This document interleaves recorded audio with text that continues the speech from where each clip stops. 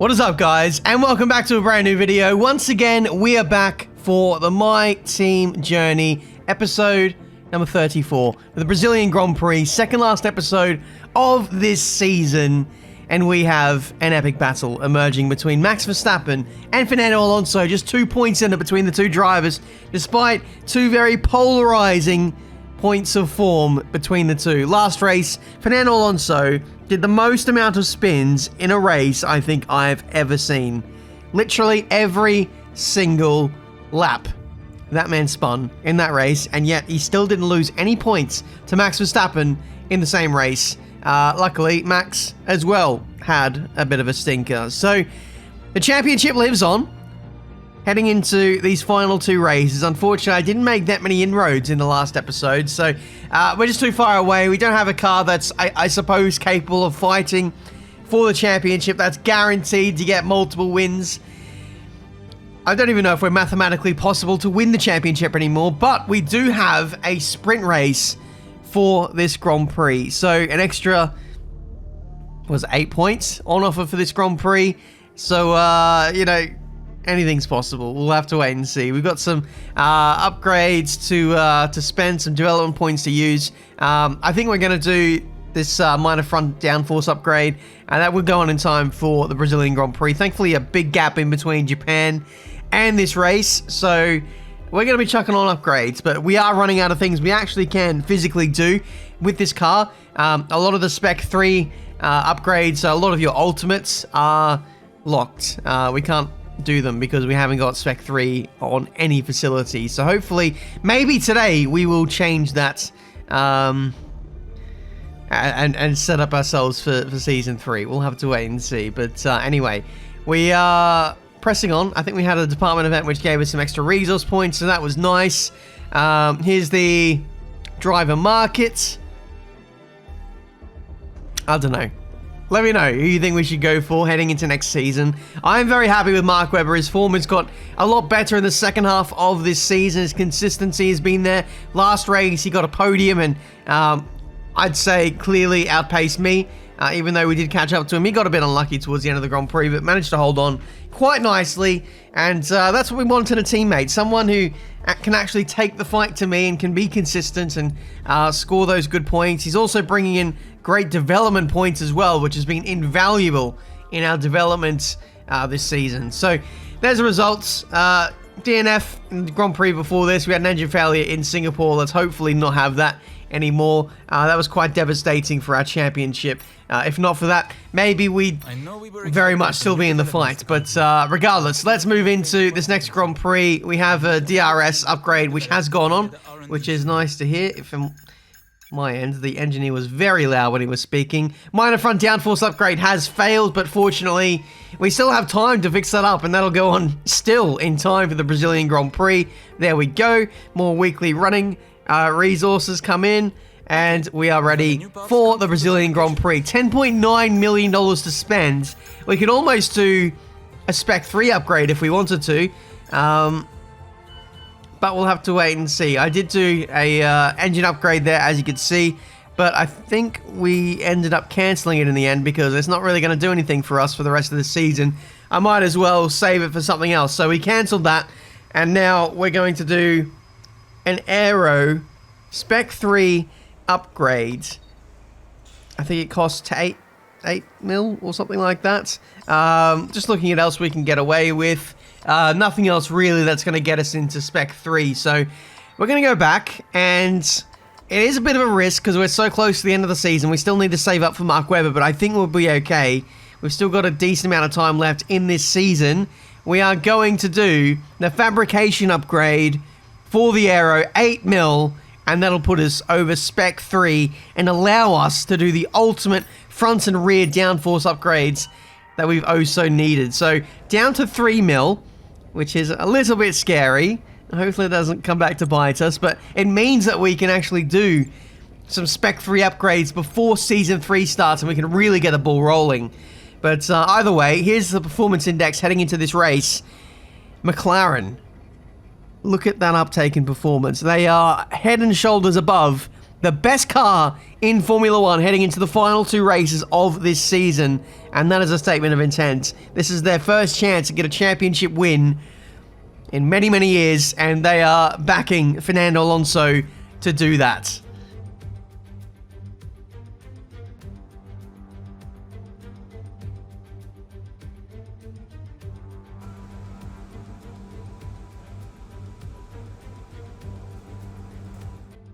Alright, so practice 1 has already been dealt with. We are now heading into qualifying. It's a weird weekend, the way that it's formatted. We do 1 practice session, and then we go straight into qualifying on the Friday afternoon. Sometimes, if you don't have your wits about you, you can be trapped on an old engine, as that's happened to us many times so far in this career mode. Here's the setup. Note it down if you want, but it's a time trial setup. Basically, all we want to do is lower the rear tyre pressures to make sure we're not oversteering all over the place, basically. So that's the plan of attack. And now we're going to go out there for our banker runs and see if we can get ourselves close to the pace. Qualifying has been a bit up and down for us lately. It's been hard to be consistent. The AI are very quick over the course of 1 lap. P9 turns to P19 as everyone gets their runs in. We are improving by over a tenth on our 2nd lap. This is on the same set of tyres as well, by the way. Crossing the line, 1.5 tenth improvement puts us up to P18. Still the same set of tyres, I believe, and that is another 1.5 improvement up to P17. But we're going to need some bigger improvements than that. It is a very close circuit, around about 60-70 seconds, so the margins are always very fine. So if we can find another 2 or 3 tenths, then that might put us up in the top 5. It really is that close, especially with how the teams have been upgrading. There's really not much separating all of us at the top of the midfield, and even getting into some of the championship contenders until you get to McLaren, of course. But yeah, we're going to need a big lap here. This is the final 2 minutes of the session. Actually, the checkered flag is out, so this is our last attempt at trying to salvage our weekend. We are currently P20, only Latifi and Stroll are behind us. We are improving by 3 tenths, which around this circuit is absolutely massive. This is more like 5 or 6 tenths at any other circuit. So hopefully this gives us a big uptake in performance. 4/10 improvement as we cross the line. It will hopefully be Q2. It is Q2. Mark Webber gets P8, but we just slide in P15 there. Safety by only 0.07 of a second. That was a little bit too close for comfort, but we are through and we can progress to the next session. Thankfully, we've not used too many tyre sets to do so, and yeah, we can crack on with this next session. Somehow, as we enter Q2, Parc Ferme is open, or it's been broken, or it's allowed. I don't know what's going on, but I can now change my setup. So I'm going to do just that. We are going to change the setup. We've taken a little bit of downforce out of it. I think the car was a little bit too draggy for this circuit. I was pretty much maximizing the corners, and I think losing a little bit of time in the start of sector 1 on the straight, and then obviously the big back straight, which is the start-finish straight. I don't know what I'm talking about. We improved by nearly 5 tenths there, and that is all down to less wing. So, yeah, the changes have certainly worked. We progressed through into Q3, and again, margins very tight. We only squeeze in by a tenth to Alexander Albon. So, we've taken every single chance we can get. Q3 arrives, and it's P7 for us for Marduk Motorsport. Mark Webber up there in P4, despite the car being actually quite a ways down the order compared to the race leaders. So we'll absolutely take that. P4 and P7, potentially a lot of grid penalties to start this race as well. You know how it is at the back end of the season. We could see the championship contenders starting from the back row of the grid, and that's what makes it exciting. Let's head now to the Brazilian Grand Prix, where hopefully, maybe, we can go for a win.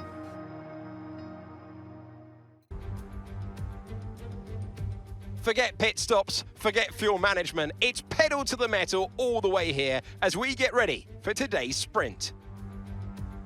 Right then, so sprint race to deal with first. 12 laps of the Brazilian Grand Prix here in Interlagos.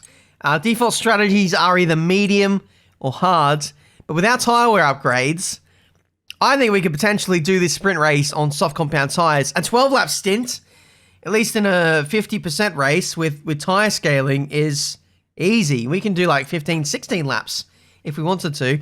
And I believe the same tyre wear principles apply even in the sprint. So we're going to go for a risk. We're going to start on the soft compound tyre.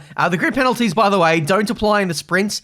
They apply in the main Grand Prix. So if we can move up a couple of places, who knows, we might be starting in the top 3, top 4, top 5. And that's certainly doable. Here's the strategy for all the AI. Looks like mediums all around for those guys. So definitely some opportunities to move forward. The test here will be looking after the tyres in the last 4 laps. That's when the tyres will die off and the delta between the soft and the medium will be in the AI's favour. So we've got to start well, which you guys know I don't do.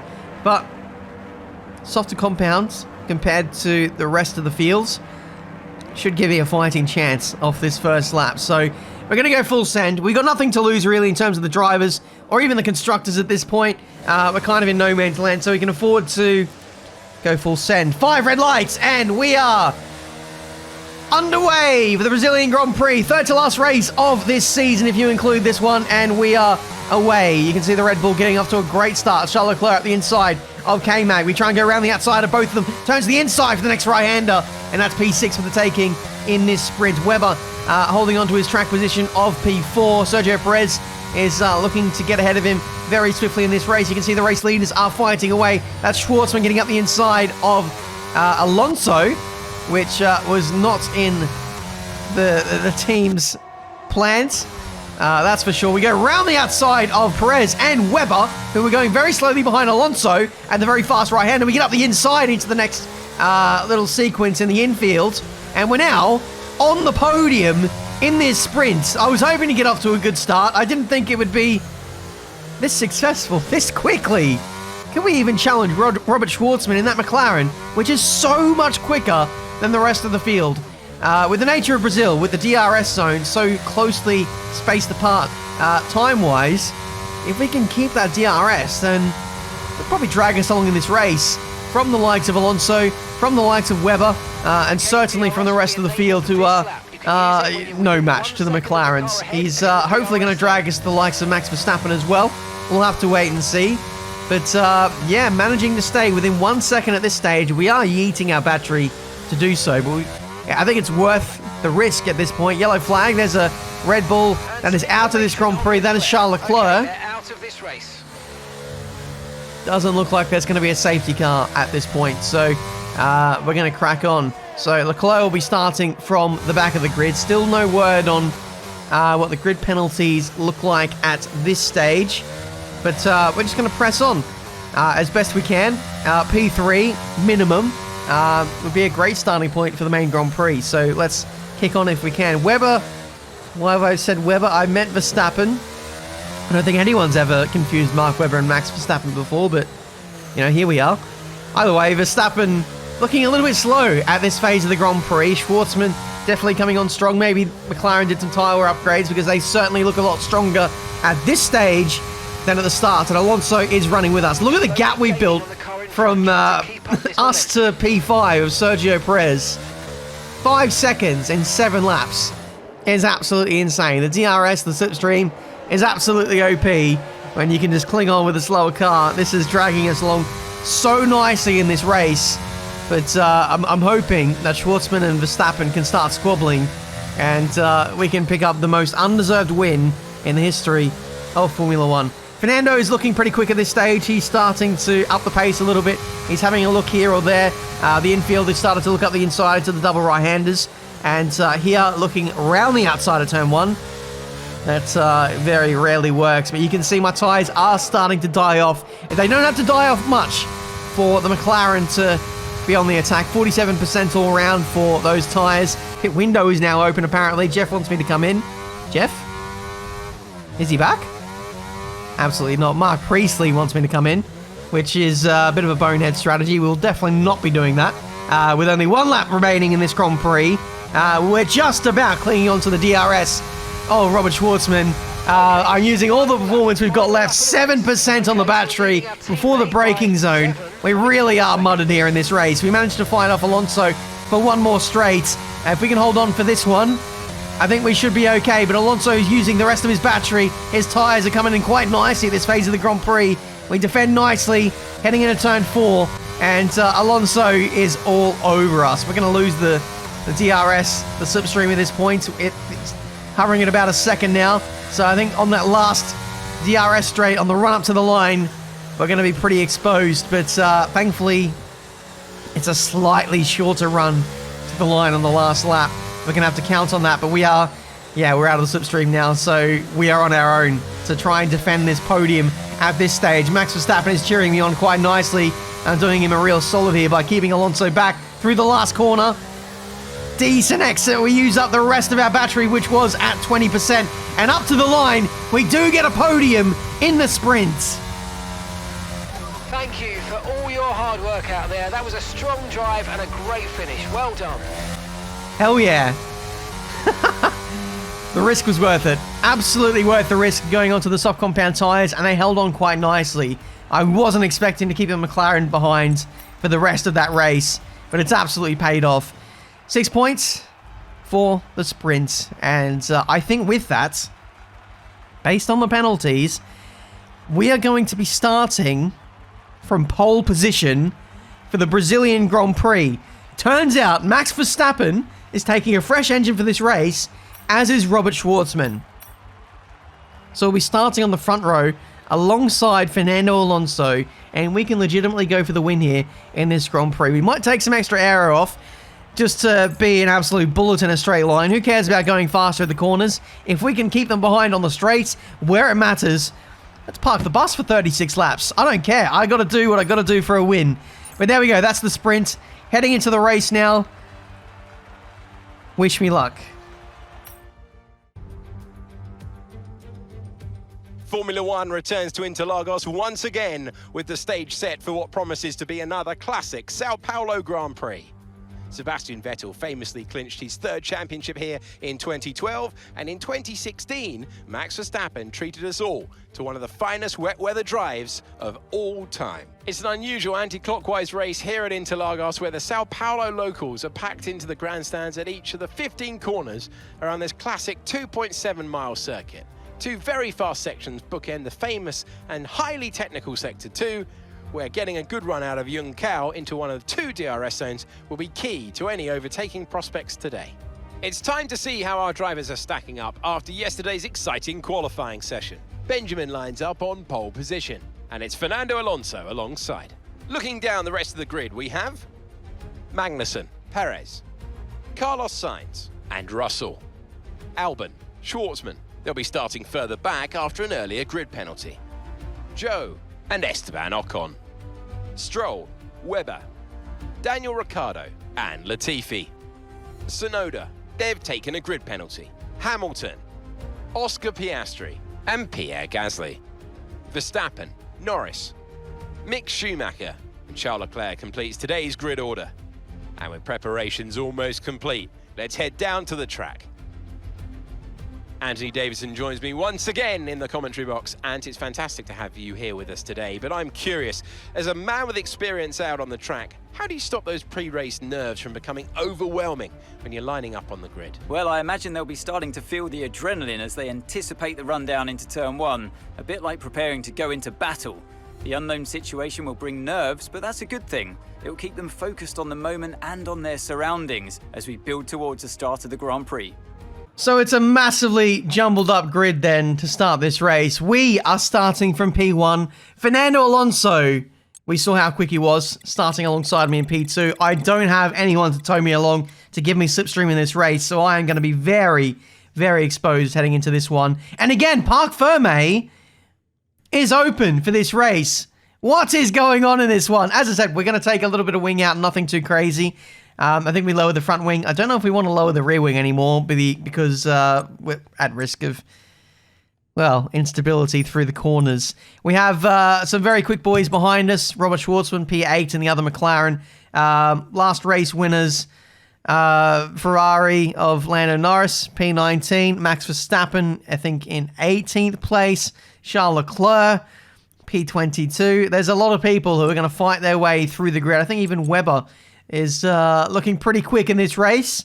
So might be one to watch out for. Either way, in terms of strategy, we're leaving, I suppose, no stone unturned here. We want to absolutely get the most out of this weekend if we can. We're probably looking at medium softs. Don't know why I'm looking at soft to start with. That'll leave us quite exposed. I'd like to run the medium, run that long, maybe wait for a safety car if one comes out. Even if Alonso overtakes us, if we can stay in the slipstream in the DRS, then that might actually be a better result than actually leading the race from the outset and really guaranteeing a podium from this point. But either way, we're going to play this smart. We're going to guarantee that we can get a podium minimum from this race with so many quick boys starting down the order. Only Daniel Ricciardo starting on the soft compound tyre, so he was heavily inspired by us. So let's see what he can do in this race on that Alfa Romeo. I think this might be his last race in Formula 1 coming up in the next episode. Retirement looming for the Australian driver, but none such issues for this one. 5 red lights, and we are underway for the penultimate race of this season. Looks like a good getaway compared to Fernando Alonso. The second phase is much better. Up the inside into turn 1. And Alonso briefly takes the lead before we swoop round at the center S and retake it. A bit of collision warning there from the FIA. Don't know what that's about, but it was so minor that I don't even think it's worth bringing up. Heading into turn 4, uncontested by Fernando Alonso. He slots in behind, 2/10 back. And I'm sure he's going to be waiting for that DRS to just sail on by, or will he not? As we defend the inside at the end of lap 1, Alonso looking very quick already without the DRS, which is awfully imposing, it must be said. Fernando, yeah, he's going to be very hard to contain in this one. My teammates in for soft compound tyres, a bit of front wing damage on that first lap, which is a real shame given the caliber of drivers that were behind Webber at the start of this race. That pretty much throws that all away. Hopefully now we get a safety car to bring him back in the fight. Here comes Alonso up the inside into turn 1. He does go for it. He goes in too deep though, and we do the cutback and get back into the lead, heading into the center S. Lovely stuff. Fernando, you're going to need to be smarter than that if you're going to keep the lead of this race. But the squabbling is very nice. It is nice to be fighting with a car that is so quick in this race, but it's only a matter of time before they get us. DRS still not available yet. Next time by, the DRS will be available for Fernando, and it's sayonara to P1 basically. George Russell in the Haas doing very well to be fighting with us. Just shows that track position is almost everything in this game. Even for us, in a much slower car, we're able to keep up a decent position in this race. We have taken all the air off this car in an effort to really defend against this guy. He goes up the inside, even though there's no space heading into turn 4. Alonso takes the lead. We hold the outside. We use a lot of battery to try and hold the inside for the next right-hander, and I think we might just about hold on to this. Round the outside goes Fernando, and in the end he backs off and loses a spot to George Russell in the Haas. So that gives me a little bit of breathing room in this Brazilian Grand Prix, but it won't be long. Honestly, it won't be long before Alonso gets ahead of Russell again. This is a DRS train, which will help us a little bit up. Wow, Russell going up the inside into turn 1. That's a bit scary. We know the McLaren isn't the greatest in the straight line. The Haas is very slippery in a straight line, so in actual fact, we might be more at risk from Russell in this race. But if that Haas is very slippery in a straight line, it means that Alonso might struggle to actually overtake him, and we could have the perfect storm for a DRS train as Russell goes up the inside, out of nowhere into turn 1. Here's the replay.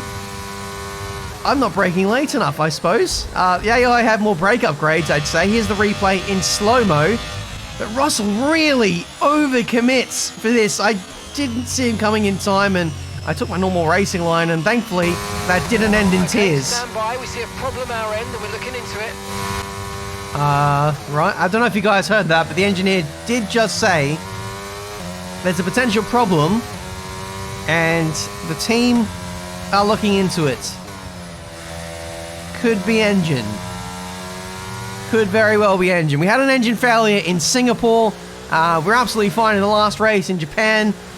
But not now. Not today. Not when we're leading a Grand Prix. That'd be absolutely criminal. We are out of the Brazilian Grand Prix from the lead of the race. The engine has let go. It's a relatively new engine as well. But we go up in smoke and George Russell assumes the lead of this race. Oh, that's devastating. That is absolutely devastating.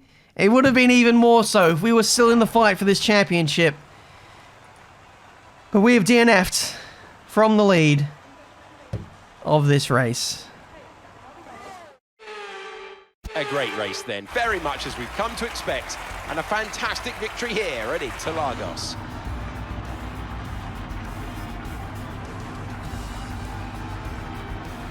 So, Anthony, what made the difference out there today? Well, I honestly feel it was down to the driver and car today. I mean, we can talk driver skill all day, but if you don't have a solid team to back that, you're never going to get anywhere. When you hit that sweet spot of having both an excellent driver and an incredible car, that's when you see results like those we witnessed today.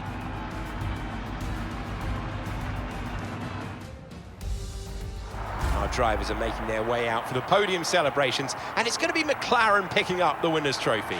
Congratulations to the entire team for that fantastic performance. Well, it's absolutely no surprise that Fernando Alonso picked up the win there. He was in the box seat to get that win with George Russell assuming the lead.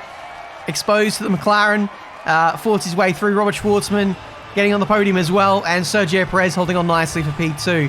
What I'm interested in is where Max Verstappen has ended up in all this, because the gap in the championship between Alonso and Verstappen was only 2 points heading into this race, and Verstappen, thankfully, has fought his way back to... Oh, no, it looked a lot better on the overall standings of the weekend. It's only P6 in this race, so only 8 points. Alonso is going to be leading by 12 points? Something like that heading into this race. Alonso gets the fast lap as well, so really assuring that this championship is highly in his favor. Definitely has the high ground heading into the last race.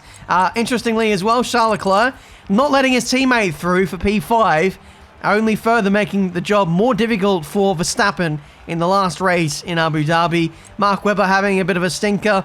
No safety car, I'm assuming, after that DNF from me.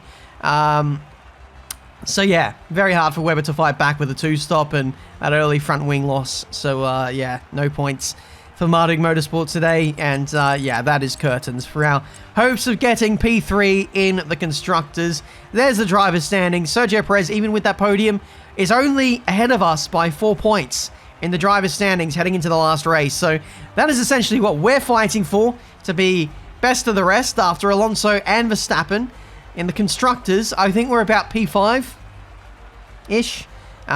We've had a good run of races lately. Webber is into P11 at this stage. There's absolute daylight to the next group of cars of Magnussen over double the points he has. He can certainly lose out to Ocon, though, in the last race.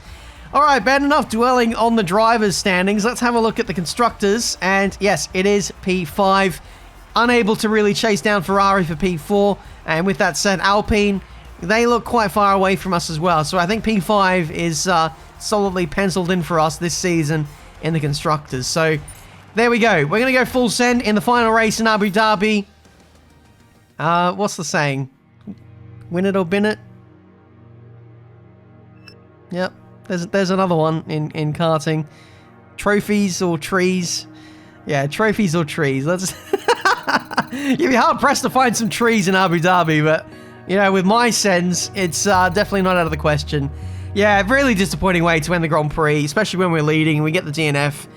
Completely out of our control. But yeah, we need to work on the durability, and that's what we'll do heading into next season. But highly disappointing results. Thank you guys for tuning in. Thank you for supporting this series. I really do appreciate it. Please leave a like if you enjoyed. Subscribe to the channel if you need to see plenty more racing game content. And until the next race, the finale of Season 2, the Abu Dhabi Grand Prix, I'll see you next time.